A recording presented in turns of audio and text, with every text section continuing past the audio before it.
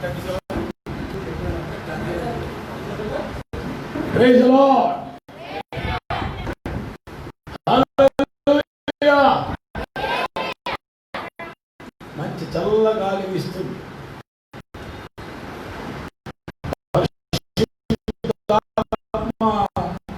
గాలి ఎంత బాగుంటుందో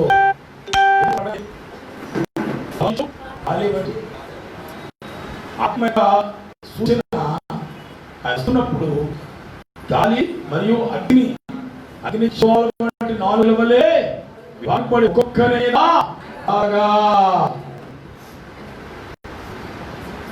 అంటాడు.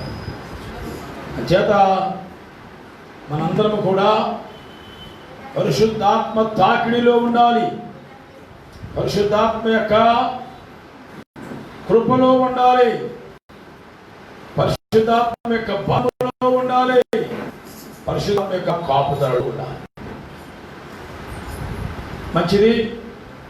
యేసయ్య నామములో మీ అందరికీ వందనాలు తెలియజేస్తూ దేవదేవుడు ఈ యొక్క జూలై నెల మొదటి పునరుత్థాన దినమందు సంగముగా కూడి మందిరంలో చేరి ఇంతవరకు ఆయన స్తుతించి ఆరాధించడానికి అనుగ్రహించిన ఈ శ్రేష్టమైన సమయం కనుక నేను దేవుడిని కనపరుస్తూ నేరుగా దేవుని వాక్యములకు వెళ్ళాలని నేను ఆశపడుతున్నాను.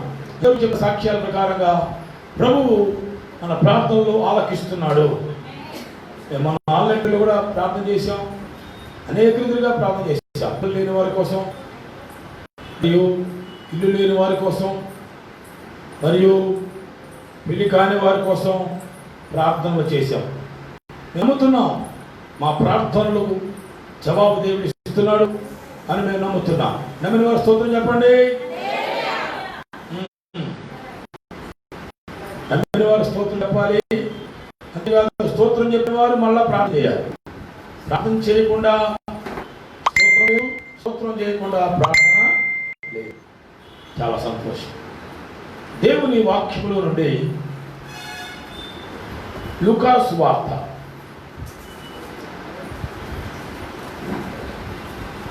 15వ అధ్యాయంలో ఒక అద్భుతమైన సందేశం మన కోసం ఉంది. మీకు గతంలో కూడా చాలాసార్లు చెప్పాను. ఇందులో ఒక ఆమె నాణ్యం పోగొట్టుకుంది.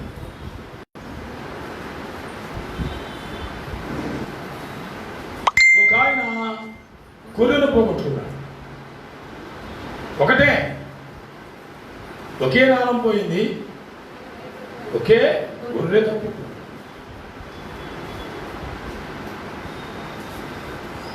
అవి 10 నాణాల్లో ఒకటి పోయింది, ఇది 100 గొర్రెల్లో ఒకటి తప్పింది. ఇక్కడ ఒక తండ్రికి 2 కుమారులు ఉన్నారు. 100 మంది లేరు, 10 మంది కూడా లేరు. ఎంతమంది ఉన్నారు? 2 కుమారులు. ఆ 2 కుమారులు ఒకడు తప్పిపోతుంటే ఆలోచించండి ఎంత బాధగా ఉంటుంది. 10 మందిలో ఒకరు తప్పిపోతేనే బాధ, 100 మందిలో ఒకరు తప్పిపోతేనే బాధ. మరి 2లో ఒక్కడు తప్పిపోతే ఎంత బాధ ఉంటుందో మనం మానసికంగా ఆలోచించాలి. ఇప్పుడు మన రెబ్కమ్మ సాక్షి చెప్పింది, ఉన్నది 2 కొడుకులు. కొడుకు ఎలాగైనా బాగుపడతాడో, ఇంకొకడు ఏమవుతాడో అని ఈ బాగుపడిన కొడుకుని బట్టి ఆనందం లేదు. ఇప్పుడు ఈ చెడిపోతాడేమో, పాడైపోతాడేమో, వెనకబడిపోతాడేమో అనే కొడుకు విషయం దుఃఖం ఎక్కువైంది. అంటే ఒక దుఃఖం ఉన్న ఆనందాన్ని కూడా అనుభవించకుండా చేస్తుంది. మనకు 99 రకాలుగా ఆనందం ఉన్నా ఒక్క విషయంలో దుఃఖం అంటే ఈ 99 రకాల ఆనందాన్ని కూడా అణిచివేస్తారు, ఆనందం లేకుండా చేస్తారు. అంచేత మన జీవితాల్లో దేవుడు ఎప్పుడు చెప్పినా 100కి 100 పాళ్ళు మనల్ని సంతోషపెడతాడు. గట్టిగా స్తోత్రం చెప్పండి. మనం దేవుని వాక్యం చూస్తే మార్కు సువార్త 10వ అధ్యాయం అంటాడు, మీరు నూరంతలుగా ఏం చేస్తారట? భూలోకంలో ఆశీర్వదించబడతారు అన్నాడు. 100 ఫలిస్తారంటాడు. కొంతమంది 30 దండలతో సర్దుకుపోతున్నారు, కొందరు 60 దండలతో అలవాటు పడిపోతున్నారు. మనమైతే 100 దేవుని మీరు పొందుకోవాలి. క్రైస్తవ సంఘం బాగా లోతుగా తమ జీవితాలని అధ్యయనం చేసుకోవాలి. గడిచిన రోజు నుంచి పరిశుద్ధాత్మ దేవుడు నాతో మాట్లాడుతుంది ఏంటంటే, ఎంతమంది ఉన్నా నీ కోసం నీ బంధువులు, నీ స్నేహితులు, ఈ లోకంలో నిలవైన వాళ్ళు, మనం ఎరిగిన వాళ్ళు ఎందరెందరూ ఉన్నా అందరికంటే ముఖ్యం నీ సంఘస్థులు అని చెప్తున్నాడు. రిపీట్ అగైన్, నీకు ముఖ్యమైన వాళ్ళు, నీకు మనోళ్ళు అన్నవాళ్ళు ఎవరంటే బైబిల్ చెప్తుంది, ఆత్మ చెప్తున్నాడు, నీ సంఘస్థులే నీ వాళ్ళు. నువ్వు అనుకుంటావు చాలాసార్లు నాకు చాలామంది బంధువులు ఉన్నారు, స్నేహితులు ఉన్నారు, నాకు వాళ్ళు ఉన్నారు, వీళ్ళు ఉన్నారు అనుకున్నావేమో. కానీ యేసు ప్రభువును నమ్ముకున్న తర్వాత నీ సంఘస్థులే లేక క్రైస్తవులే నీ వాళ్ళు. యూదులు నీ వాళ్ళు కాదు, అన్యజనులు నీ వాళ్ళు కాదు, లోకస్తులు నీ వాళ్ళు కాదు, ఇదివరకు నీ రక్త సంబంధులు నీ వాళ్ళు కాదు, నీ వాళ్ళే కానీ నీ వాళ్ళు కాదు. ఎప్పుడైతే నువ్వు యేసు ప్రభువును నమ్ముకున్నావో, యేసు ప్రభు ద్వారా దేవుని సంఘములో చేర్చబడ్డావో, ఆ దేవుని సంఘములో ఉన్న వాళ్ళే నీ వాళ్ళు. అందరూ స్తోత్రం చెప్పండి, హల్లెలూయా. ఒకవేళ నీ బంధువుల్లో కానీ, నీ స్నేహితుల్లో కానీ, నీ ఇరుగు పొరుగు వాళ్ళు కానీ యేసు ప్రభువును నమ్ముకుంటే వాళ్ళు నీ వాళ్ళే. యేసు ప్రభువును నమ్ముకోకపోతే వాళ్ళు మనవాళ్ళు కాదు. నువ్వు చాలాసార్లు సంఘాన్ని పక్కన పెట్టి దేవుని సంఘానికి ప్రథమ స్థానం ఇవ్వకుండా నీ రక్త సంబంధులకి, లోక సంబంధులకి స్థానం ఇచ్చావు. బైబిల్ అంటుంది, నాతోనే కాదు నీతోనే అంటుంది, మనకు మనవాళ్ళు, మన నిజమైన ఆత్మ సంబంధమైన రక్త సంబంధమైన వాళ్ళు ఎవరంటే మన సంఘములో ఉన్నవాళ్ళు, మన వలె యేసు ప్రభువును నమ్ముకున్న వాళ్ళు మనవాళ్ళు. అందరూ స్తోత్రం చెప్పండి, సేకి చేతులు చెప్పండి, హల్లెలూయా. అలాగని లోకంలో ఉన్న యూదులను వదిలిపెట్టేమని కాదు, అన్ని జనులను వదిలిపెట్టేమని కాదు. ఆ యూదుల రక్షణ కొరకు అవసరమైతే నా సజ్జన నిమిత్తము నేను ఇలా ఉండాలనుకున్నానని పౌలు గారు చెప్తాడు. అంటే ప్రయాసపడుతున్నాడు, యూదులై ఉండి యూదుల రక్షణ కోసం ప్రయాసపడుతున్నాడు. క్రైస్తవుడే కానీ యూదుల కోసం ప్రయాసపడ్డాడు. అట్ ద సేమ్ టైం అన్ని జనులకు ఆయన అపోస్తలుడిగా ఉన్నాడు. స్తోత్రం. అలాగే మనం కూడా క్రైస్తవులైన తర్వాత రక్షణ లేని యూదుల కోసం, రక్షణ పొందని అన్ని జనుల కోసం, వారి రక్షణ కోసం కూడా మనం అంతే ప్రయాసపడాలి. వాళ్ళు రక్షణ పొందుతారని కానీ మన వాళ్ళు ఎవరు ఇన్ రిలేషన్ ఏదో రీతిగా మనకు కనెక్ట్ అయి ఉన్నా వాళ్ళు మనవాళ్ళు అవ్వాలంటే ఒకటే ఒక క్రైటీరియా, రక్షణ పొంది ఉండాలి. స్తోత్రం చెప్పండి, హల్లెలూయా. రక్షణ లేకపోతే ఈ భూలోకంలో ఎవరు మన వాళ్ళు కాదు. రక్షణ పొందితే వాళ్ళు ఎవరైనా సరే మనవాళ్ళే.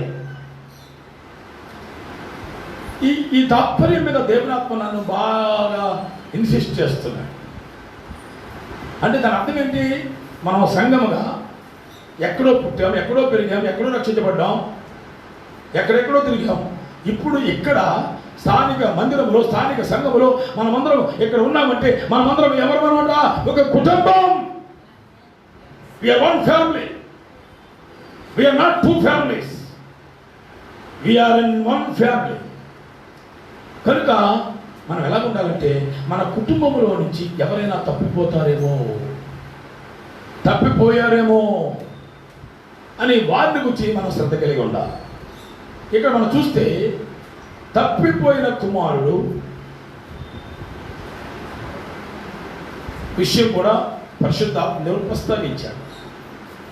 ఇంగ్లీష్లో ప్రోడిగల్ సన్ అంటారు, తప్పిపోయిన కుమారుడు. చూడండి, అతని గురించి మనం అనేక సార్లు వింటాం, చాలా మంది చెప్పారు. అతని జీవితంలో తప్పిపోయినవాడు ఎవడైనా సరే ఖచ్చితంగా తుర్ర వ్యాపారంలో ఉంటాడు. First sign.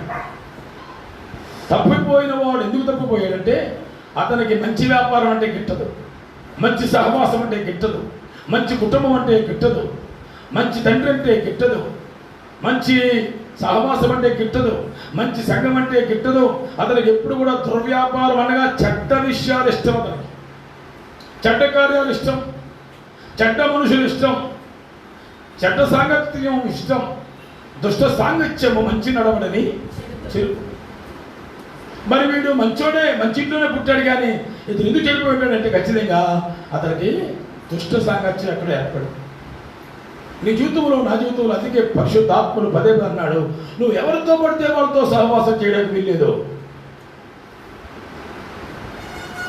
నువ్వు సహవాసం చేయాలంటే వాళ్ళు నీకులాగా మంచోళ్ళై ఉండాలి, పరిశుద్ధులై ఉండాలి, ప్రార్థన చేసే వాళ్ళై ఉండాలి, పవిత్రమైన వాళ్ళై ఉండాలి, ప్రభువుకు భయపడే వాళ్ళై ఉండాలి. క్రైస్తవులందరూ రిపీట్ అగైన్, అయినా క్రైస్తవుల్లో కూడా చాలా మంది చెడ్డవాళ్ళు ఉన్నారు. రక్షణ పొందేమంటారు, క్రైస్తవేమంటారు, తమ జీవితంలో చెడు తనమును విడిచిపెట్టారు. వాళ్ళతో కూడా మనకు సంబంధం లేదు. ఓసారి చూస్తాం, 2 సార్లు చూస్తాం, 3 సార్లు చూస్తాం. బైబిల్ చెప్తుంది, పైకి భక్తి గల వరవలే ఉండి దాన్ని శక్తిని ఆశ్రయించిన వారికి విముఖుడవై ఉండుము. అంటే మన జీవితంలో ఎవరితో పడితే వాళ్ళతో వందనాలు చెప్పడానికి, ఇంట్లో తెచ్చుకోవడానికి, షేక్ హ్యాండ్ ఇవ్వడానికి బైబిల్ ఒప్పుకోవట్లేదు. కొన్నిసార్లు నువ్వు విడిచి వచ్చిందైనా నిన్ను వెంటాడుతుంది, నిన్ను విడిచినైనా నిన్ను వెంటాడుతుంది. రిపీట్ అగైన్, నువ్వు విడిచి వచ్చావు, నిన్ను విడిచిపెట్టింది మళ్ళా నీ దగ్గర రావాలని ప్రయత్నం చేస్తుంది. కొంతమంది ఎంతకాలం కణానికి వచ్చినా ఐగుప్తు భాష మార్చారు. మేము ఐగుప్తులో ఉంటే మాకు కీరకాయలు, కూరగాయలు ఇంకే ఉన్నాయి, మాకు ఈ అడవిలోను లేక ఈ కణంలో పాలు తేలు ప్రవహించే ఈ ఇవే తప్ప ఆ ఐగుప్తులో ఉన్నవి లేవు అంటే పాతవి గుర్తొస్తుంది. పాత సంఘం, పాత సహవాసం, పాత పాస్టరు, పాత విషయాలు, పాత విశ్వాసం గుర్తొచ్చినప్పుడల్లా అదేదో మంచిది, శ్రేష్టం అనుకున్నావు. కానీ ఇప్పుడు దేవుడు నీకు ఇచ్చిన ఈ గొప్ప సన్నివేశాన్ని, సహవాసాన్ని, దాని విలువని నువ్వు అర్థం చేసుకోవట్లా. నువ్వు అక్కడే ఉంటే బాగున్నావు, నువ్వు ఇక్కడికి వచ్చి అక్కడ మాటలు మాట్లాడుతున్నావు. నువ్వు కణానికి వచ్చి ఐగుప్తు మాటలు మాట్లాడకూడదు. కణాననగా పరలోకం సంబంధం, ఐగుప్తు అనగా లోకానికి సంబంధం. అంటే సంఘములో, ఇప్పుడున్న సహవాసములో లోకపు మాటలు, పాపపు మాటలు, చెడు మాటలకు స్థాము లేదు. మనందరం కూడా పరిశుద్ధులకు తగినట్టుగా మాట్లాడాలి, సత్క్రైస్తవులలాగా మాట్లాడాలి. ఈనాడు నేను గమనిస్తున్నప్పుడు చాలామంది అప్పుడప్పుడు పంజాబీ చూస్తుంటారు. నేనే కనుక పూర్వం అలాంటి వాడిని అయితే అంటే ఏమవుతుంది, ఇప్పటికి నువ్వు అయిపోదురా అంటే ఇంక లోపల వాళ్ళ అవసరమైతే ఎవరి కోసమైనా నువ్వు అయిపోవాలి తప్ప నువ్వు ఎవరినో అయిపోవడం అంటే నీకు బైబిల్ ఒప్పుకోదు. అంటే లోపల నేను నేచర్ ఏం చేస్తున్నాను ఇంకా బయటపడుతుంది. అప్పుడు నేను ఇదివరకు వెళ్ళాలంటే అంటే ఇదివరకే బాగుందా నీకు? ఇదివరకు వెళ్ళాకుంటే ఇప్పటికి ఈ పాడి ఎప్పుడు పోదు. ఇదివరకు ఇలా కాకుండా దేవుడు చేశాడు కనుక ఇంకా నువ్వు బతుకున్నావు, దేవుడికి స్తోత్రం చెప్పండి. అంటే ఎప్పుడు కూడా నీ మాటల్లో గత కాలపు స్మృతులలో ఉన్నటువంటి ఏదైనా ఆధిక్యతలను ఇక్కడ నువ్వు ప్రస్తావించడానికి వీలు లేదు. అవి ఎన్నదగినవి కాదు. పౌలంటాడు, నాకు లోకంలో ఏమేమి లాభకరములై ఉన్నావు వాటన్నిటినీ నేను నష్టపరుచుకుని పెంటతో సమానంగా ఇచ్చాను. చెప్పబడతా వేసేది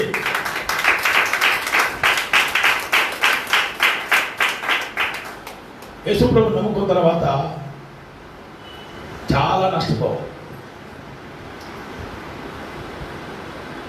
అవి నష్టం కాదు, అసలు నీకు నష్టం కలిగించేవని దేవుడు అందుకే తొలగించాడు.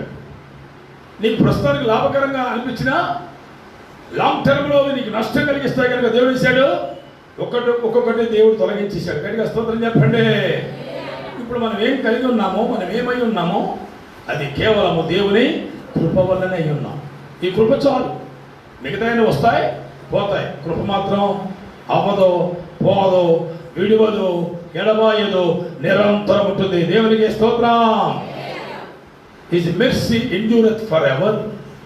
కందరగరు his mercy endureth for ever అంటే it is not temporal, even it is not a permanent, it is for ever and ever. చిరకాలము, ఎల్లకాలము, సదాకాలము ఉండేది కృప. కనుక నీ జీవితంలో రోజు అనుకోవాలి, నేనేం అయ్యున్నానో అది దేవుని కృప వల్లనే. కృపను ఆశ్రయించిన వాడు ఎన్నడనడికని లోకస్తుల్లో లోకములో పడిపోడు.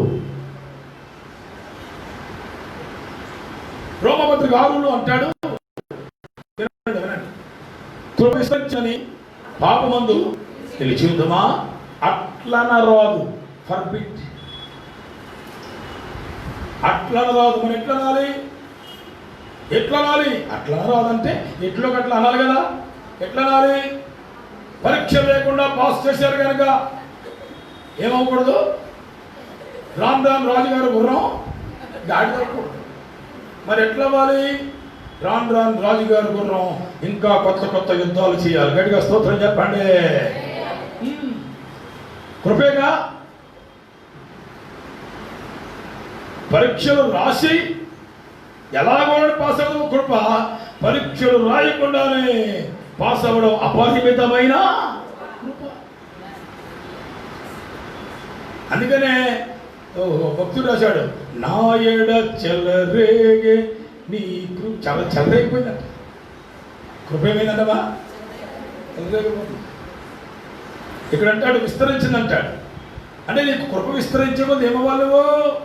పాపమును మానాలి, పాపాన్ని జయించాలి, పాపానికి దూరంగా ఉండాలి, పాపంతో పోరాడాలి, పరిశుద్ధంగా ఉండాలి. స్తోత్రం చెప్తామా? అట్లా రాదు. మరి ఎట్లా అనాలి? జయమ్మ గారు, ఏమా అనుష ఎట్లా అనాలి? అట్లా రాదు అన్నాడుగా బైబిల్లో. మరి ఎట్లా అనాలి? మరి ఏమనాలి అంటే కృప విస్తరించుకోలది నేను పాపమునకు దూరముగా ఉందును, పాపమును జయించును. కృప విస్తరించగలది నేను ఇంకను పరిశుద్ధముగా మారుదును, పరిశుద్ధ జీవితము జీవించుదును అని చెప్పాలి. చాలా సంతోషం. సిస్టర్ అంతేగా చదవండి 15వ అధ్యాయంలో అన్ని చూడడం కదా. అయితే వాడు బుద్ధి వచ్చినప్పుడు అన్న దగ్గర చదవండి.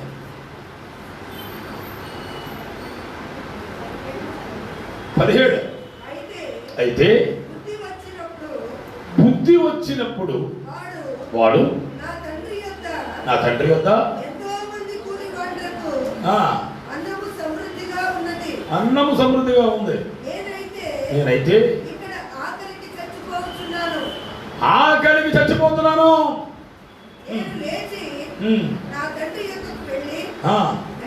తండ్రి పరలోకానికి విరోధంగాను నీ ఎదుటను పాపము చేసి తిని ఇక మీదట కుమారుడని అనిపించుకున్నటకు యోగ్యుడను కాను. నన్ను కూలివానిలో ఒకనిగా పెట్టుకునమని అతనితో చెప్పుదు ననుకొని వచ్చాను. చూచి కనికరపడి పరిగెత్తి వాని మెడ మీద పడి ముద్దు పెట్టుకుని అప్పుడు ఆ కుమారుడు అతనితో తండ్రి పరలోకానికి విరోధంగాను నీ ఎదుటను పాపము చేసి తిని ఇక మీదట నీ కుమారుణ్ణి అని అనిపించుకోవడానికి యోగ్యుడను కానా నేను. చాలా సిస్టర్, థ్యాంక్ యూ. నిమిడ వల్ల మనకు సంస్కారం కూడా ఉంది కనుక I will make it short. This is very long message. ఎన్ని రోజులు, ఎన్నిసార్లు, ఎన్ని రకాలుగా వివరించుకున్నా, విశదీకరించుకున్నా ఇంకా లోపల మిగిలిపోయిన మెసేజ్ ఉంటుంది. అంతటి గొప్ప లేఖనం ఇది. మనం ఎప్పుడు వింటుంటాం, ఒకడు అనుకుంటాడంట, ఒకడు అంటాడంట, ఒకడు ఒప్పుకుంటాడంట, ఒకడు విడిచిపెడతాడంట. ఇతడు great change and great challenge to us. వీడు అనుకున్నాడు, వీడు అన్నాడు. అందరూ స్తోత్రం చెప్పండి. అనుకున్న వాళ్ళందరూ అంటలేదు చెప్పండి, అన్న వాళ్ళందరూ విడిచిపెట్టట్లేదు. కానీ ఇతడైతే అనుకున్నాడంట, ఇదేంటిది, నాకు పందులు పుట్టి తినే పరిస్థితి వచ్చిందేంటి, నా తండ్రి గారింట్లో ఎంతోమంది కూలోళ్ళకు కూడా సమృద్ధిగా ఆహారం ఉంది కదా, నేను మా నాన్నగారు వదిలిపెట్టేసి తండ్రి ఇల్లు వదిలిపెట్టేసి ఈ తరువు డాక్టరేట్ నాకు అని ఒకసారి రియలైజేషన్ వచ్చిందంట. అక్కడ బాగా బుద్ధి వచ్చింది. అంత స్తోత్రం చెప్పండి. మారు మనసు వచ్చింది. చాలా మందికి క్రైస్తవత్వం వచ్చింది కానీ బుద్ధి రాల. చాలా మందికి మారు మనసు రాల. క్రైస్తవత్వం మొత్తం వచ్చింది కానీ ఇతరికైతే బుద్ధి వచ్చింది. బుద్ధి రాగానే రియలైజేషన్ వచ్చింది. రాగానే ఒక థాట్ వచ్చింది. ఏంటది, నేను వెళ్ళి తండ్రి పరలోకమునకును నీకును విరోధముగా నేను పాపము చేశానని చెప్దాం అనుకున్నాడు. అనుకుని ఒక్కొక్కడు పాపం వదిలేద్దాం అనుకుంటామే కానీ వదలడు. ప్రతి 31 రాత్రి అనుకుంటానండి ఒకడు. కొత్త సంవత్సరం చెప్తే కొత్తగా పోదాం అనుకుంటాడంట. మళ్ళా నెక్స్ట్ డే మామూలే. అనుకుంటమే కానీ అమల్లో పెట్టడు. ఇతని గురించి రాయబడిన ఒక మంచి మాట అంటే, అతడు లేచి, నువ్వేమనుకున్నావో, ఏది తప్పు అనుకున్నావో, ఏది పొరపాటు అనుకున్నావో, ఏది పాపం అనుకున్నావో అక్కడ లేచిపోవాలి. దుష్టుల ఆలోచన చెప్పుడు నడవక, పాపల మార్గం నిలవక, అపహాస్కలు కూర్చుని చూడను కూర్చుంట. తెలుసు తెలియక అక్కడ ఉన్నావు. తెలిసిన తర్వాత ఏం చేయాలా, లేచిపోవాలి. You should stand and run towards your eternity. చూడండి అతను ఏం చేశాడు.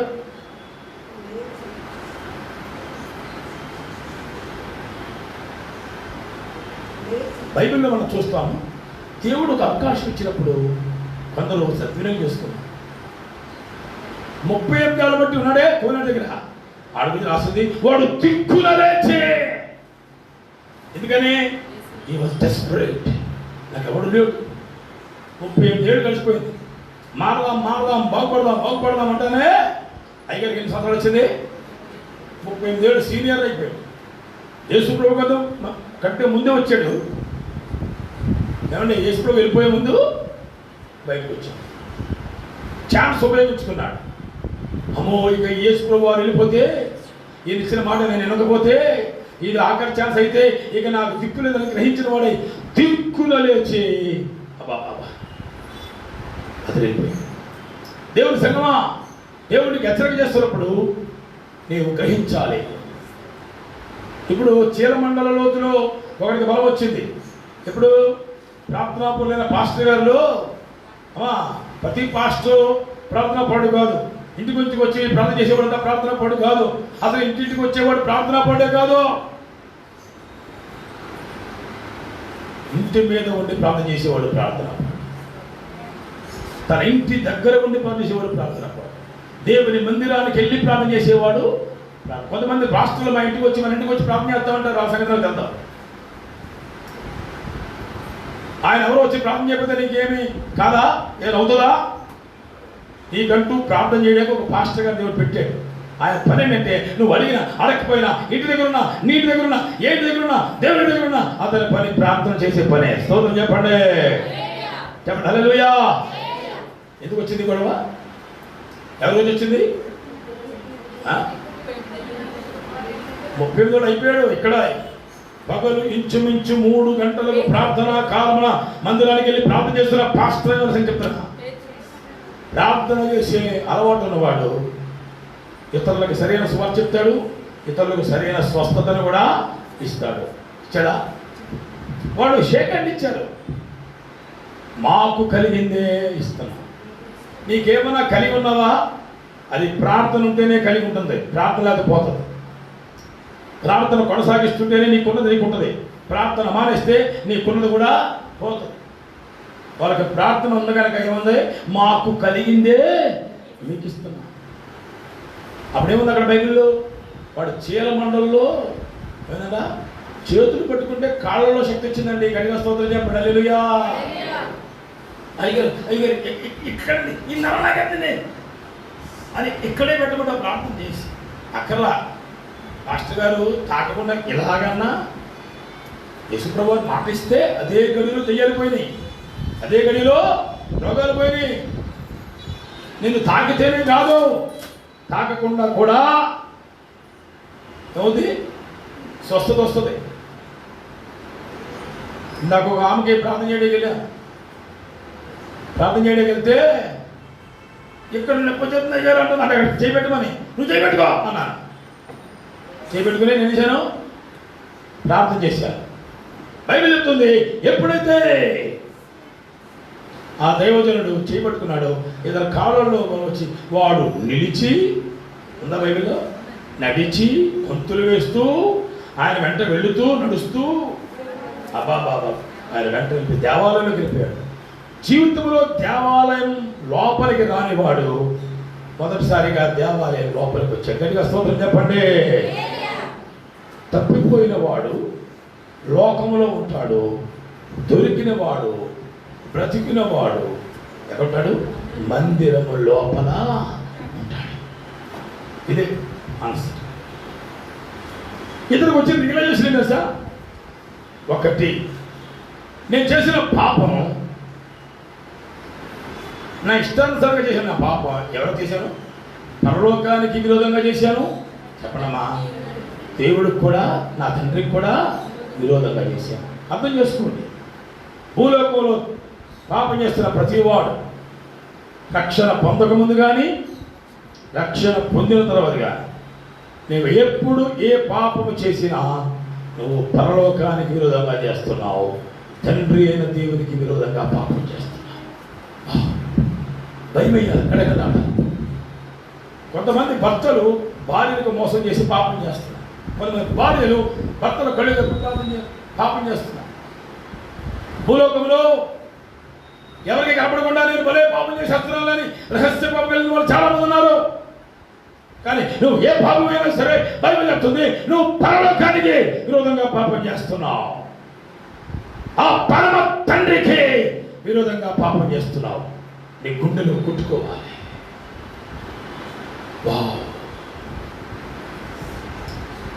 మామూలుగా అయితే మనం అనుకుంటాం, నా స్వకీయ దురాశ చెప్పిన ఎడవబడి దురాశ గర్భము ధరించి పాపమును కనగా పాపం గర్భం ధరించి మరణం కన్నట్టుగా మనం అనుకుంటున్నాం. ఇలాగా జనరల్గా అర్థం అదే జరిగేది. కానీ ఆత్మీయ నేతలతో ఆలోచిస్తే ఏ పాపము మనం చేసినా ఏమవుతుంది? తండ్రికి విరోధంగా చేసినట్టు అవుతుంది. అంటే అది అర్థం ఏంటి? తండ్రికి పాపం అంటే ఎట్టదు. తండ్రికి పాపం అంటే విరోధం, పరలోకానికి పాపం అంటే విరోధం. పరలోకం ఎవరున్నారు అక్కడ? దేవదూతలు కూడా ఉన్నారు, వాళ్ళు కూడా తొంగి చూస్తున్నారు.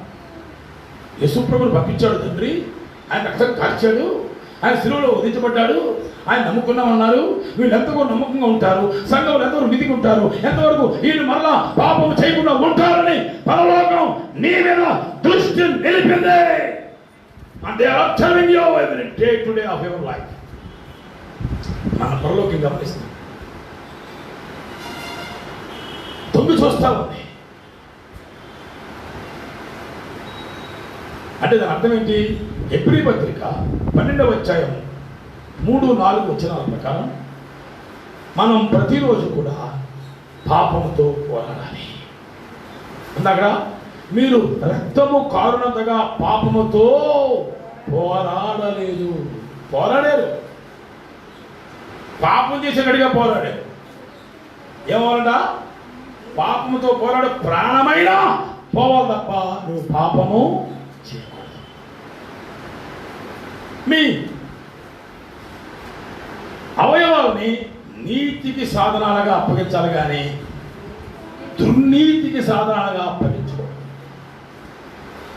నీ కళ్ళు చెడును చూడకూడదు, నీ మనసు చెడును ఆలోచించకూడదు, నీ చెవి చెడు వినకూడదు, నీ నోరు చెడు మాట్లాడకూడదు, నీ చేతులు చెడు చేయకూడదు, నీ హృదయం చెడుని గురించి స్పందించకూడదు. అంటే అర్థం ఏంటి? పోరాడుతుంది అన్నమాట. పోరాడేవాడు ప్రతిరోజు పోరాడాలి. ఒక వారం, ఒక నెల, ఒక సంవత్సరం కాదు, జీవితాంతం పోరాడాలి. నీ రక్తమైనా కాలిపోవాలి. చచ్చిపోయిన వాడికి ఏమవుతుంది తెలుసమ్మా? అమ్మా లక్ష్మి, చచ్చిపోయిన వాడికి ఏమవుతుంది? ఇక చచ్చిపోయిన తర్వాత ఆడి ఒంట్లో రక్తము ఉండదు. యేసుప్రభు వారిని పొడిస్తే ఆఖరిలో శతాధిపతి నీరును ఉన్న మిగిలిన రక్తం వచ్చేసింది. ఈ తర్వాత ఏమి? నీ చివరి రక్తము తినే వరకు కూడా నీకేన్న పోరాటం ఏంటంటే నువ్వు పాపంతో పోరాడి కేవలే ఓడిపోవడం కాదు. నేను రక్షించబడానుగా, నేను పేరు దేవుడు రాశానుగా, నేను కూడా దేవుడు పెట్టాగా అనుకోకు. ఓడిపోతే నీకు పరలోకం లేదు. గెలిస్తే పరలోకం అప్పుడు ఇప్పుడు ఎప్పుడు మనదే. అందరూ స్తోత్రం చెప్పండి, చెప్పండి హల్లెలూయా. ఓడిపోయేవాడి పరలోకం ఎందుకు? అసలు పరలోకం నిన్ను రానిస్తాడు ఆయన? ఆయన పాపానికి విరోధంగా ఉంటే నువ్వు పాపానికి అనుకూలంగా ఉన్నవాడివి పరలోకం వెళ్ళగలుగుతావు? ఆయన పాపానికి విరోధి. పరలోకం పాపానికి విరోధం. యేసుప్రభు మంచి మాట్లాడదా? పవిత్రుడును నిష్కల్మషుడును పవిత్రుడును పాపులలో చేరక ప్రత్యేకంగా ఉన్నాడు. నువ్వు రక్షణ మీద పడ్డావంటే ఏంటి తెలుసు నీకు? అపోస్తలుల 2:40 ప్రకారం మూర్ఖులకు ఈ తరము వారికి వేరై రక్షణ పొందుడు అన్నాడు. నువ్వు రక్షణ పొందిన అర్థం ఏంటి? ఈ లోకంలో ఉన్నట్టుగా నువ్వు ఉండకూడదు. లోకంలో అంతా పాపమే ఉంది. లోకం అంటే పాపం, నేత్రాశ, శరీరాశ, జీవపు డమ్మం ఉంది. నీలో ఉండకూడదు. యేసును నమ్ముకున్న తర్వాత నీలో కూడా దురాశ ఉంటే, పాపం ఉంటే, నేత్రాశ ఉంటే, శరీరాశ ఉంటే, డంబాలుంటే డంబాలు లేనిపోయిన మాటలు చెప్తుంటావు. ఇప్పుడు ఉన్న విషయాలు చెప్పవు. నాలుగు భుజం మీద ఊరేగుతుంటావు. లోకం నీలో ఉంది. లోకం నీలో ఉన్నా, నువ్వు లోకంలో ఉన్నా ఎప్పటికైనా నీకు మరణమే. ఈ మధ్యాహ్నం దేవుడు వాక్యం చెప్తుంది, మూర్ఖులకు ఈ తరం వారికి అంటే లోక పాపులకి వేరుగా మనం వచ్చేసాం. యేసుప్రభు వారు ఎలాగైతే ప్రత్యేకంగా ఉన్నాడు, ఆయన కూడా పాపులతో ఉన్నాడు, పాపులతో తిన్నాడు, సుంకులతో ఉన్నాడు. కానీ ఆయన మన వలె అన్ని విషయాలు శోధింపబడను. ఆయన ఏ పాపము చేయలేదు. నీ జీవితంలో, నా జీవితంలో దేవుని సంగమా ఆ రోషం మనకు రావాలి. నా యేసయ్య పాపం చేయలేదంట, నా యేసయ్య పాపానికి ఈళ్ళు అవ్వదంట. నేను ఎందుకు నా జీవితంలో పాపానికి చోటిస్తున్నాను? పాపానికి ఎందుకు నేను పతనమైపోతున్నాను? పాపం నుంచి విడుదల పొందిన నేను మరలా పాపానికి ఎందుకు నేను తావిస్తున్నానని ఒక రోషం నీలో నుంచి బయలుదేరా ఆడికొచ్చింది. బుద్ధి వచ్చినప్పుడు తప్పిపోయిన కుమారుడికి ఏమొచ్చింది? నా తండ్రి అంట పూర్వోడికే సమృద్ధిగా ఉంది. ఎందుకని? నా తండ్రి ఇష్ట ప్రకారంగా వాళ్ళు జీవిస్తున్నారు. యేసుప్రభు చెప్పాడు మత్తయి సువార్త 6వ అధ్యాయంలో, ఏమి తిందుమో, ఏమి త్రాగుదమో, అట్లనంటే ఏమి ధరించుకుందామో అని చింతపడలేదు. అవి నీకు కావాలని నీ పరలోక తండ్రి తెలుసు. అంటే నీకు టైం ప్రకారంగా అన్నం పెడుతున్నాడా? టైం ప్రకారంగా వస్త్రం ఇస్తున్నాడా? టైం ప్రకారంగా నెమ్మది ఇస్తున్నాడా? సమాధానం ఇస్తున్నాడా? విశ్రాంతి ఇస్తున్నాడా? దాని అర్థం ఏంటన్నమాట? ఆ తండ్రికి నువ్వు అనుకూలంగా ఉన్నావని. తండ్రికి అనుకూలంగా ఉన్న వాళ్ళకి ఇవన్నీ ఎప్పుడు పడితే అప్పుడు ఏం చేస్తాడు దేవుడు? సమయానికి సమకూరుస్తాడు. ఆయనకు అనుకూలంగా లేకుండా విరోధంగా ఉన్నామనుకో, పాపం ఉన్నామనుకో, ఎప్పుడు ఆకర్షిత జీవితం, ఎప్పుడు చూసినా ఏదో ఒక లోటే, ఎప్పుడు చూసినా ఏదో ఒక ఆందోళనే, ఏదో కుదువే, ఏదో కరువే. కారణం నువ్వు పరలోకానికి విరోధంగా ఉన్నావేమో. పరిశీలించుకోవాలి. విరోధంగా ఉన్నవాడికి పందుల పొట్టు కూడా దొరకలేదు. పరలోకానికి అనుకూలంగా ఉందామనుకుంటే గుర్తొచ్చింది, అదే నా తండ్రి ఇంట ఏముంది, కూలోనికి అంటే పని చేసేవాడికి ఆహారం అని. ఇప్పుడు మనవాళ్ళు మొదలెట్టారు పనికి ఆహారం అని. ఎవడిచ్చాడు? ఎప్పుడు పెట్టాడు. అసలు మనమంట ఏ పని చేయకుండా ఆనందాన్ని ఉండదాం. కొంతమంది పిల్లలు తల్లిదండ్రుల మీద జీవితాంతం ఆధారపడి వాళ్ళ మీద పడి చస్తారో పొందుతున్నారు. తల్లిదండ్రుల మీద ఆధారపడినవాడు యుక్తవశ వచ్చిన తర్వాత తండ్రిని పోషించిన వాడు, తల్లిదండ్రుల మీద సంపద ఆధారపడిన వాడు బతుకున్న చచ్చాడే లెక్క. ఎందుకంటే బైబిల్ ఉంది, నువ్వు యుక్తవశ వచ్చిన తర్వాత నువ్వు పని చేసి కష్టపడి నువ్వు ఫోన్ చేసి ఇతరికి భోజనం పెట్టాలి. గట్టిగా స్తోత్రం చెప్పండి. రోషం రావాలి. ఎప్పుడు వచ్చినా 30 ఏళ్ళు వచ్చినా 32 ఏళ్ళు వచ్చినా 37 ఏళ్ళు వచ్చినా ఇంట్లో ఉండడం కాదు. When you become major. పురుషుడికి ఎప్పుడు మెజార్టీ వస్తుందమ్మా? 21 వచ్చినప్పుడే 21 పోనీ గ్రేస్ పీడిద్దాం. 22 సంవత్సరాల నుంచి అతడు తల్లిదండ్రుల భోజనం మీద ఆధారపడటానికి వీలు లేదు. తాను కష్టపడాలి. ప్రతివాడు కష్టపడి పని చేయాలి. ప్రతివాడు కష్టపడి పని చేసి భోజనం చేయాలి. పని చేయకుండా ఎవడో భోజనం చేయడానికి బైబిల్ ఒప్పుకోవట్లేదు. నాకు ఉద్యోగం వచ్చింది ఏనుండే, ఉద్యోగం రాదు, నువ్వు ఉద్యోగంకి వెళ్ళాలి. ఉద్యోగం నుండి ఏదో పని, నువ్వు అనుకున్న పని వచ్చే వరకు నీకు చేతనైన పని చేయమంటుంది బైబిల్. గట్టిగా స్తోత్రం చెప్పండి.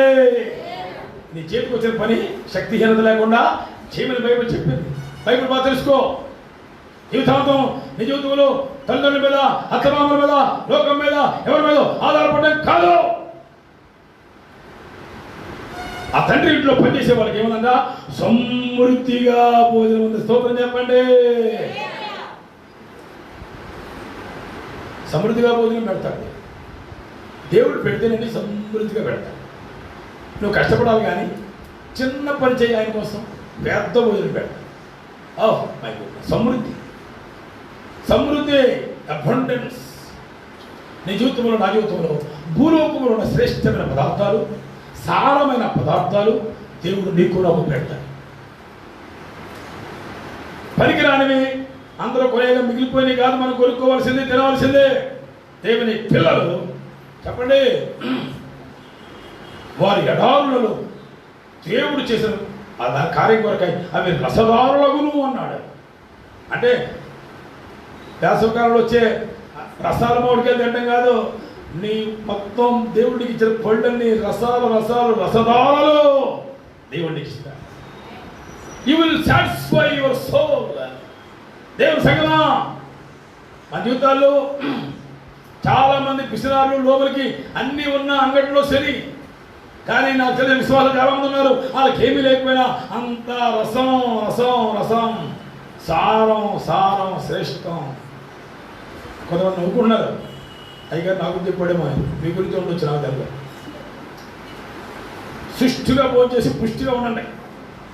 అలా ఉన్నారంటే, ఉండగలిగారంటే దేవుడి కృప. హల్లెలూయా. బైబిల్ చెప్తుంది, తండ్రి ఇంకా కష్టపడి పనిచేసేవాడికి మీ ఆయన ఇంటి వెలుపలికి వెళ్ళి ఎన్నో రకాల కష్టపడి వస్తాడు. నువ్వు ఇంట్లో ఉండి ఎన్నో రకాల కష్టాలు పడతావు. నువ్వేమనుకున్నావు, నాదే కష్టం అనుకుంటావు. ఆయన కూడా నాదే కష్టం అనుకుంటాడు. కాదు, ఎవరి కష్టం ఆడిదే. ఈ 2 కష్టాలు, ఏ కష్టం మిస్ అయినా నోటికి ఏమీ అందదు. ఎవరి కష్టాలు పడాలి. భూలోకంలో కష్టే పని అంటారు, కానీ మన జీవితాల్లో దేవుని సంఘముగా మనం ఎలా ఉండాలి? సోమరులుగా ఉంటానికి బైబిల్ ఒప్పుకోదు. దేవునికి స్తోత్రం చెప్పండి. సోమరులుగా ఉంటానికి ఒప్పుకోదు బైబిల్. నీకు ఎంత గాలం చేసినా, నాన్న కన్నా చిన్న అని అన్నా, నీకు ఒక రోషం రావాలి. నేను కూడా యుక్త వయసు వచ్చినప్పుడు ఏం చేయాలా? కష్టపడి నా పని నేను చేయాలి. రవి 6 నెలలు అయిపోయింది. 6 నెలలు అయింది. భార్య పిల్లలు చూసుకోవడానికి అవకాశం లేదు. ఎందుకు కష్టపడాలి? అక్కడ ఎందుకు కష్టపడాలి? తన పిల్లలు, భార్య ఇక్కడ సుఖపడ్డారు. మన ఇండియాలో ఒక్కళ్ళ కష్టం మీద 10 మంది ఆధారపడుతున్నారు. ఇతర దేశాలు ఎక్కడ కూడా నాది నీకు పెట్టడం, నీది నాకు పెట్టడం, నేను నీకు పెట్టడం. ఎవరి కష్టం వాడు పడి, ఎవరి ఇష్టం కలిగి వాళ్ళు పని చేస్తారు. అమెరికాలో 16 ఏళ్ళు వస్తే ఇంటికి నుంచి బయటకు వెళ్ళిపోవాలా, ఏదో పని చేసుకో. దేవుడు ఎందుకు ఈ మాట చెప్తానంటే, అంటే కష్టపడిన వాడికి ఏముంటుంది అనమాట, సమృద్ధి అయిన భోజనం ఉంటుంది. స్తోత్రం. ఏమంటే కష్టపడినోడికే భోజనం ఉంటే, సమీర గారు కష్టపడినోడికే భోజనం ఉంటే, కష్టపడనోడు కూడా పడలేని వాడు, పడనోడు కాదు, పడనోడు పడలేని వాళ్ళు ఉంటారు. వాళ్ళు ఎవరు? సిగ్గు శరం విడిచి ఎవడేమనుకున్నా కళ్ళు మూసుకుని అమ్మా అని అడుక్కుంటారు.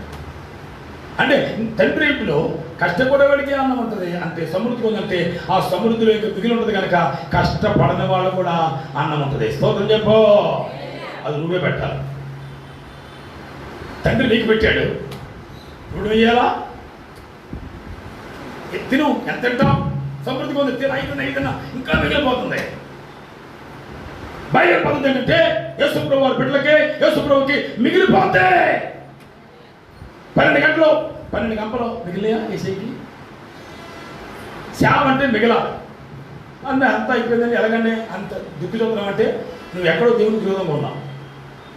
ఏ ఇంట్లో మిగులుతుందో, ఏ సంఘములో మిగులుతుందో, ఏ పరిచర్యలో మిగులుతుందో అది వాక్యానుసారమైన పరిచర్య. గట్టిగా స్తోత్రం చెప్తాం. హల్లెలూయా.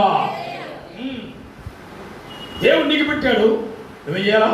తిన్నంత ఇంకా అది ఎక్కువ బొక్కల మీద బొక్కినా, బాగా టేస్ట్ కిందని బొక్కినా ఇంకా ఏమా మిగిలే ఉంటుంది.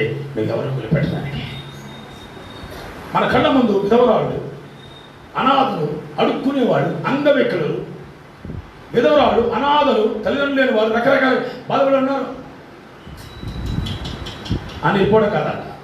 మంచి సమయుడగా మనం ఆకి వాళ్ళ అవసరం తెచ్చాలి. స్తోత్రం చెప్పండి. హల్లెలూయా. దేవుడు నీకు పెడతాడు, నువ్వెవరో నీకు పెట్టాలి. టు మేక్ ఇట్ షార్ట్, ఈ మధ్యాహ్న కాలం నీకు అర్థమైపోవాలి. నీ జీవితంలో, నా జీవితంలో మనం ఏ పాపము చేసినా ఏదో ఒక లోపం ఉంటుంది, ఏదో ఒక నష్టం ఉంటుంది, ఏదో ఒక కొదువు ఉంటుంది. ఏ పాపము లేకుండా పరిశుద్ధంగా జీవిస్తున్న వాడికి ఎప్పటికప్పుడు మిరకల్ సప్లై ఉంటుంది. అతను అంటున్నాడు, పరలోకానికి తండ్రికి విరోధంగా మనందరం కూడా ఒకటి గమనించాలి. యెహెజ్కేలు గ్రంథంలో 28వ అధ్యాయంలో మనం 15వ వచనం చదివితే కనుక అక్కడ ఒక సత్యము, అఫ్కోర్స్ ఒక పర్యవసానం ఉంది, అట్ ద సేమ్ టైం ఒక సత్యం అందులో మర్మముగా విమర్శించబడి ఉంది. చదువుతారా?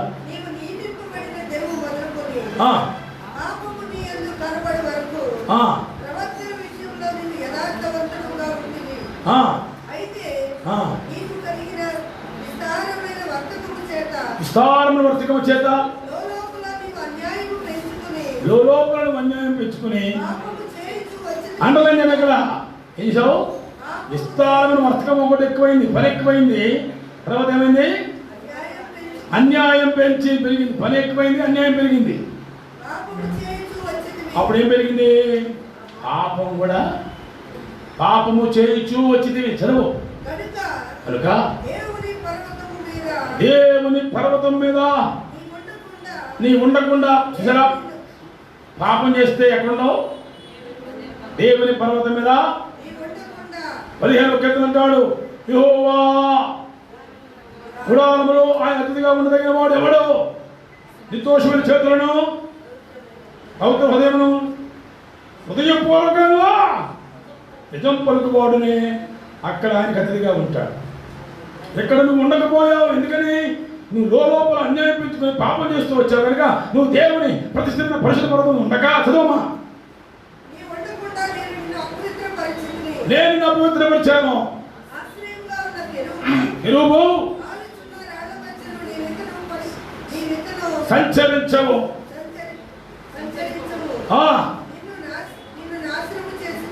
చేస్తుంది. చూసావా? దేవుడు అపవిత్రపరిచాడు. నువ్వు పాపం చేస్తే దేవుడు అపవిత్రపరిచాడు, నువ్వు నాశనం చేశాడు, నిన్ను అక్కడ ఉండకుండా చేశాడు. చదువుమా. చెరుపుకున్నావు. అబ్బో, ఎక్కడ పడేస్తారమ్మా రామలింగం గారు? నేను నిన్ను పర్వతం మీద ఉన్నాను, పరలోకంలో ఉన్నాను, ఎక్కడ పడేస్తాను నిన్ను? నేలలు పడ ఇంకా ఉంది చదువు, నేలలు పడవేసదును, హేళనైపోతావు,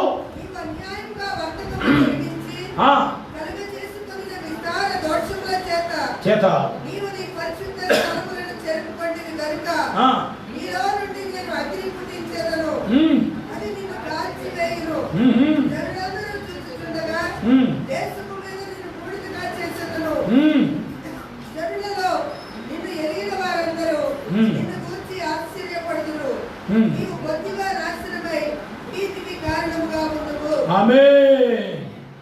నువ్వు ఎలా ఉంటావంట? నేను చూస్తే బాబోయ్ ఈమా ఇతనా అనే భయం వచ్చేస్తాడు. నువ్వు చూస్తే పతనమైపోతావు, పాడైపోతావు, పడద్రోయి పడతావు, చెడిపోతావు, నాశనమైపోతావు, ఏమైపోతావు? అన్యాయం అయిపోతావు, అపవిత్రమైపోతావు.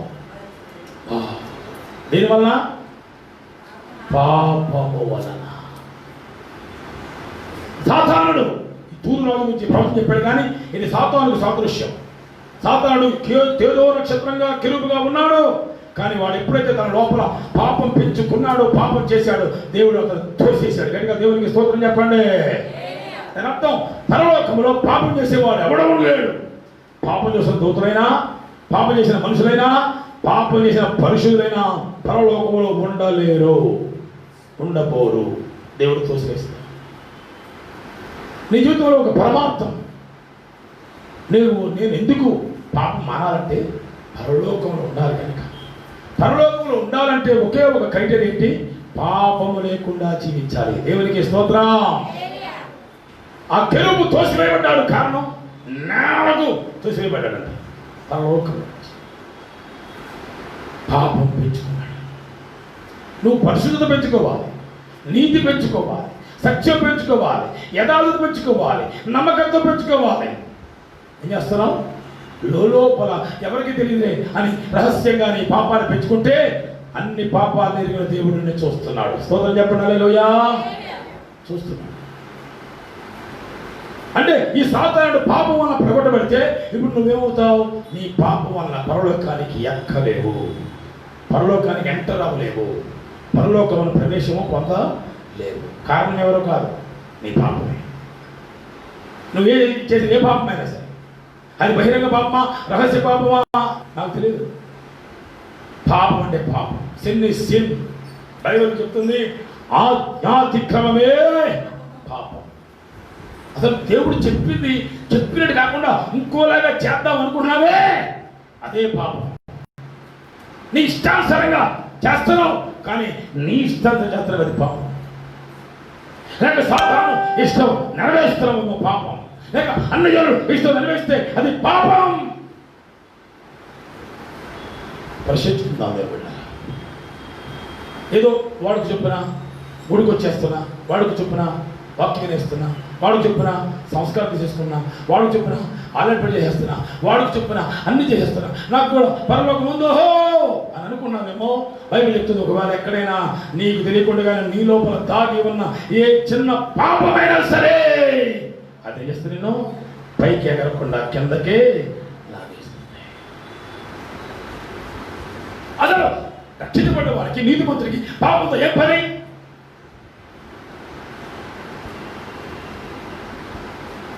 ఇకను అతడు పాపమునకు జోలి ఏమీ లేక ఉండును అన్నది చోట.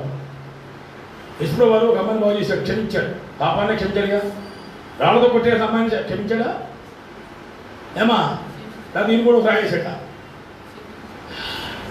అందరూ చచ్చిపోవాలని రాయేద్దామని వచ్చారు, కానీ యేసు వారు బ్రతికించే రాయేశాడు. గట్టిగా స్తోత్రం చెప్పండి. హల్లెలూయా. అమ్మా ఎవరునూ నిన్ను శిక్షించలేదా? నేను శిక్షించను, ఇకను పాపము చేయకు. అంటే రోజు నువ్వు ఎలా ఉండాలంటే పాప భీతి కలిగి ఉండాలి. అయ్యో నా వలన ఏదైనా పొరపాటు పాపం జరుగుతేమో, దుర్నీతి జరుగుతేమో, తెలిసిగా తెలియగాని నేను ఏదైనా పాపంలో పడిపోతానేమని నువ్వు భయభక్తులు కలిగి ఉండాలా. గీరగా, పొగరుగా, వంకరగా, ఒండరుగా నేను కూడా అన్నట్టుగా ఏదో ఒకటి చెప్పేసేవనుకో, అనేసేవనుకో, సమర్థించుకున్నావనుకో, తప్పులతో పాపం ఏకీపించావనుకో, నువ్వు కూడా పాపం అయిపోతావు. నువ్వు పాపం చెప్పినా పరుల పాపాలతో పాలి భాగస్తులైతే నువ్వు కూడా పాపివే. అసలు దేవుడి మాట వినకుండా ఈ ఎవడి మాట విన్నా పాపమే చేస్తావు. దేవుడి మాట వింటే ఉన్నది ఉన్నట్టుగా వింటే ఉన్నది ఉన్నట్టుగా చేస్తే నువ్వు పరిశుద్ధంగా ఉంటావు. దేవునికి స్తోత్రం చెప్పి చేతులు పైన రాలేదు. ఎవరి మాట వింటావు? ఆ అమ్మమ్మగా ఏం చేసింది? ఇది నిజమా ఎంత అక్కడ వదిలేసిందా? ఆ పాడైపోయి అయ్యగారు కూడా పాడు చేసింది. ధన్యా, నువ్వు ఒక్కదనే పాడవడం కాదు, ఇవాళ పాడేయమనుకో పొరపాటున నువ్వు ఎంతమంది పాడు చేస్తావో. లోకంలో ఉన్నవాడు పాడేయడనుకో వాడు ఒక్కడే పాడవుతాడు. సంఘంలో ఉన్నవాడు పాడేయాడంటే వాడు అనేక మందిని పాడు చేస్తాడు. సంఘంలో ఉండి వంకర టింకర మాట పలికి సంఘాన్ని ఈడ్చుకొని పోయి వాళ్ళు బయట నుంచి రారంట, సంఘంలోని బయలుదేరతారంట. జాగ్రత్త. ఈ మధ్యాహ్నం కావాల్సిన మాటలు ముగిస్తున్నాను. ఏ విధము చేతనైనా మనం పాపానికి దూరంగా ఉండాలి, పాపము లేకుండా బ్రతకాలి. ఓవర్ కాన్ఫిడెన్స్తో నేను అనుకున్నాను దేవుడు చేస్తాడా, నేనేం చెప్పినా దేవుడు చేస్తాడని నీ ఇష్టాన్ని నెరవేర్చుకుంటూ నేను పరలోకి వెళ్ళిపోతానని కలలు కనొద్దు. పరలోకి వెళ్ళాలంటే ప్రభువా ప్రభు అనేవాడు పరలోకి రాజు చేరడం, కానీ నా తండ్రి చిత్త ప్రకారం చేయవాడే. అది తప్పిపోయినట్టు మనకు అర్థమైంది. నేను తిరిగి వెళ్ళాలంటే నాలో ఈ దుర్వ్యాపారం, నేను చేసిన పాపం ఉంటే నేను తిరిగి వెళ్ళలేను. నేను ఒప్పుకుంటాను, విడిచిపెడతాను అనుకుంటేనే నేను అక్కడికి వెళ్తాను. యాక్సెప్ట్ అయ్యాడు. కొవ్విన తోడుతో విందు చేసి ఈ నా కుమారుడు ఏమన్నాడు? తప్పిపోయి దొరికాడు, చనిపోయే. పాపం మానేస్తే ఏమయ్యావు? చనిపోయి బ్రతుకుతావు, తప్పిపోయి దొరుకుతావు. దేవుని సంగమా, దేవుని బిడ్డలారా, ఈ మధ్యాహ్న కాల సమయంలో మనం ఎంతటి పవిత్రులైన వారితో సహవాసం చేసి ఇంకా పరిశుద్ధులు పెరగాలో పెంచబడాలో మనం అర్థం చేసుకుందాం. నలుగురితో నా కులంతో అంటున్నారు కొంతమంది. కుదరదు. ప్రత్యేకత ఉండాలి. సంఘానికి ప్రత్యేకత ఉంది. సంఘం ప్రత్యేకంగా ఉంటుంది, పాపం లేకుండా ఉంటుంది, పరిశుద్ధంగా ఉంటుంది. మీ మాటలే ఉంటాయి, పాస్టర్లు చెప్తారు అని అనుకున్నావు అనుకో, నువ్వు ఎన్నిసార్లు తలుపుకుంటున్నా అయ్యో అయ్యో అయ్యో అనడం తప్ప నువ్వు అయ్యా అంటే అయ్యో అయిపోతుంది. అయ్యా అన్నారు, అయ్యా అయ్యా అయ్యా ఏమవుతుంది? ఏమవుతుంది? రిఫ్లెక్షన్ ఏమొస్తుంది? అయ్యా అంటే అయ్యో అయ్యో అయ్యో అని వస్తుంది. ఏమైంది? తలుపు తీయడు. అసలు మీరు ఎవరో నేను ఎదుగును. ఎంత భయంకరం! మీ నామని ప్రవచించామండి, ప్రార్థన చేసామండి, స్వస్థపరిచామండి, తీయాలని కొట్టామండి, అన్నీ చేసామండి, కానీ నేను చెప్పినట్టు చేయలేదు. చేసావు, నేను చెప్పినట్టు చేయలేదు. కానీ నువ్వెవరో మరియమ్మా, భూమి పుట్టినప్పుడు పుట్టాను, ఎవరికి ఇవ్వకపోయినా పనులు నాకు ఇచ్చేద్దాం అనుకున్నామేమో. ఎన్నిసార్లు చెప్పినా తెల్లజీర కట్టుకోమంటే అమ్మేస్తున్నావో లేదా కొనేస్తున్నావో తెలుదు, కానీ మొత్తం ఉన్నట్టు కలపన్నా. నీ మాట నీదే కదా, ఎవరి మాట వినవు. నువ్వు కనపడవు, కానీ నువ్వు లోపల నీ మాట అనేది. కానీ అక్కడికి వెళ్ళినప్పుడు తలుపు కొడితే తీయడు. జాగ్రత్త. ఇక్కడ తలుపు తీయకుండానే అంటే వచ్చేస్తావు. అక్కడ తలుపు వేసినాక కొట్టినా వెళ్ళావు, కొట్టకపోయినా వెళ్ళలేదు. ముగిచ్చేస్తున్నాను ఈ మధ్యాహ్నం ఒకటే పాట. మనం పాపం లేకుండా బతకాలి. ఒకవేళ పొరపాటు చేస్తే, పాపం చేస్తే ఎవరు చేస్తున్నాం?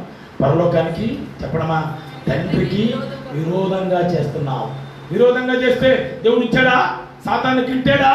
మరి నేను రమ్మంటాడా? వాళ్ళ ఎరగలే, ఏదో పొరపాటు చేసేవాళ్ళే సరే అని నమ్మన్నాడా? నో.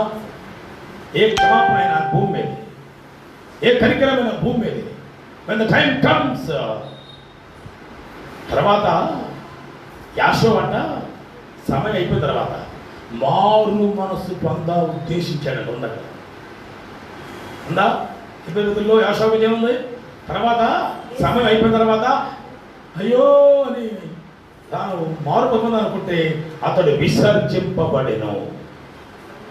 దేవుడుగానే ఇల్లు చెప్పుకుంటారే, అలాగా నీ జీవితంలో వాక్యం వినగానే సరి చేసుకోవాలి, సమర్థించుకోవాలి, సమకూర్చుకోవాలి, సరిపోల్చుకోవాలి. ప్రభా, నీ లోకానికి అనుకూలంగా నేను బతుకుతానయ్యా. తండ్రి, నీకు అనుకూలంగా నీ చిత్త ప్రకారంగా నేను జీవిస్తానయ్యా. మేలైనది చేయగలిగి అలాగూ చేయని వారికి పాపం కలగదు. అదేనండి, నేను పాపం వదిలిపెట్టి వచ్చానుగా, మళ్ళీ పాపం ఏంటండి? లోకంలో లోకసమైన పాపాన్ని విడిచిపెట్టి వచ్చావు.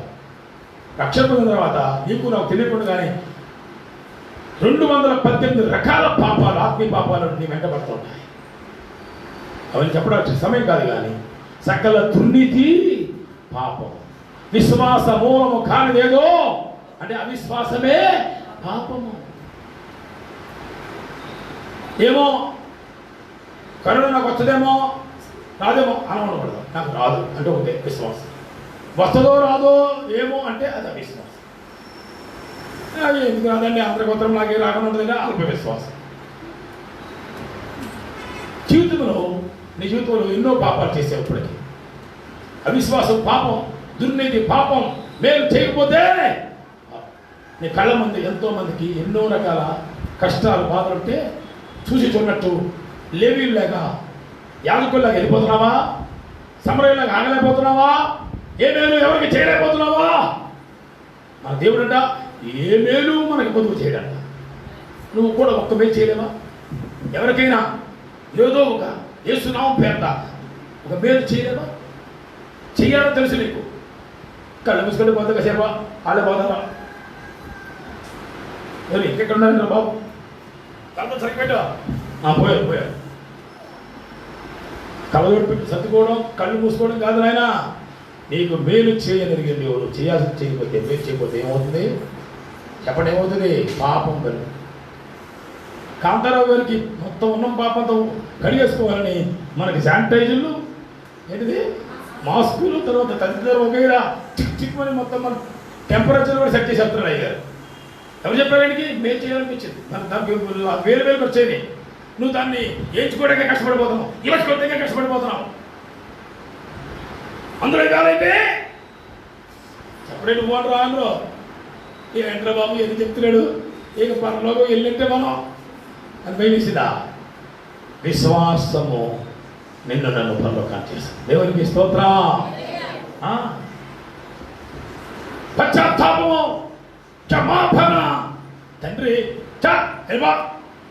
అనలేదంట, నువ్వు మళ్ళీ ఎప్పుడు వస్తావా అని అటువైపే తిరిగి వెళ్ళాడంట. అందరూ చెప్పబడి భజనలూయా. మానవులు తిరిగి వస్తారని దేవుడు చూస్తున్నాడు. సంఘం తిరిగి సమకూర్చబడుతుందని దేవుడు చూస్తున్నాడు. తోసివేసే దేవుడు కాదు, నేరం వచ్చే దేవుడు కాదు, తప్పు పట్టే దేవుడు కాదు. నీకు నువ్వుగా నీ పొరపాటు తెలుసుకుని రియలైజ్ అయ్యి దేవుడి దగ్గరికి వస్తే ఆయన అంగీకరిస్తాడు. సంస్కారం పొందిన 10 సార్లు ఏం చెప్తున్నాం మనం? యోగ్యులమో అయోగ్యులమో మనమే పరీక్షించుకుంటున్నాం. అంతేనా? పాస్టర్ గారు పరీక్షించగలరా? నెలలో 4 సార్లు కనబడతావు. ఈలోగా ఏమైపోయావు నువ్వు ఎప్పుడు తెలుసు? నీకే తెలుసు. నిన్ను నువ్వే పరీక్షించుకోవాలి. బైబిల్ నీ పక్కోడిని పరీక్షించాలి, పాస్టర్ గారు నేను పరీక్షించాలి. బైబిల్ అలా మనమే పరీక్షించడం వల్ల విమర్శించబడకపోదు, తీర్పు పొందకపోదు.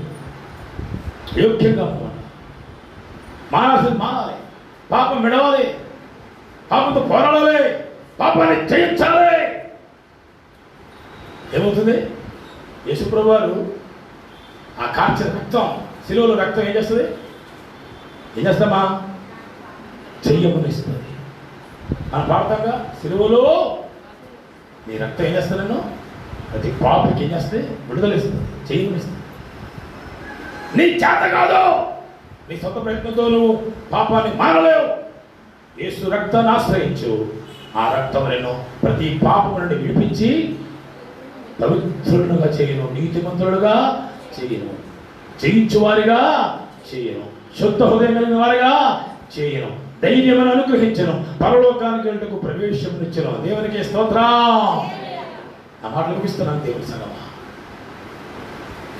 ఏ పాపం నీలో ఉందో నాకు తెలవకపోవచ్చు. సాతానికి నువ్వు దాచాలనుకోవచ్చు, దేవుడికి దాయలేవు, నీకు నువ్వు దాయలేవు, సంఘానికి కూడా దాయవచ్చు. నీ లోపల పాపం పొడుచుతా ఉంటుంది. పాపం నీలో ఉండి అది నీకు పదే దప్పిస్తూ వస్తుంది. పరిశీలించుకుందాం. ఎంత భక్తి చేసి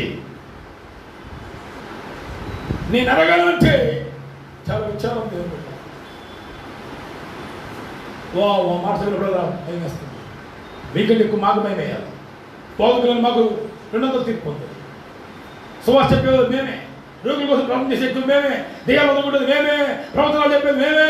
ఒకవేళ ఆయన చెప్పినట్టుగా చెప్పకుండా ఇంకేదో ఒక మాట కలిపినా తీసినా ఆయన అడగనంటే ఇంత సేవ చేసి ఇంత సువార్త చెప్పి ఇంత కష్టపడి అయ్యో అనే ఆ బాధ మనకొద్దు. క్రమపరచుకుందాం. ఎలాగో బతుకొద్దు. ఎలా బతకాలో బతుకుతాం. ఏదో ఒకటి చేసేయద్దు. ఏం చేయాలో చేద్దాం. ఎలాగో ఉండొద్దు. ఎలా ఉండాలో అలా ఉందాం. పరిశుద్ధత మనకు ఒక మర్యాద నేర్పిస్తుంది, ఒక గౌరవం నేర్పిస్తుంది, ఒక డీసెన్సీ ఇస్తుంది, ఒక క్రమాన్ని నేర్పిస్తుంది. అక్రమంగా నడవలేదు. పరిశుద్ధత పాపమే అక్రమంగా నడుచుకుంటుంది, అతిక్రమంగా నడుచుకుంటుంది.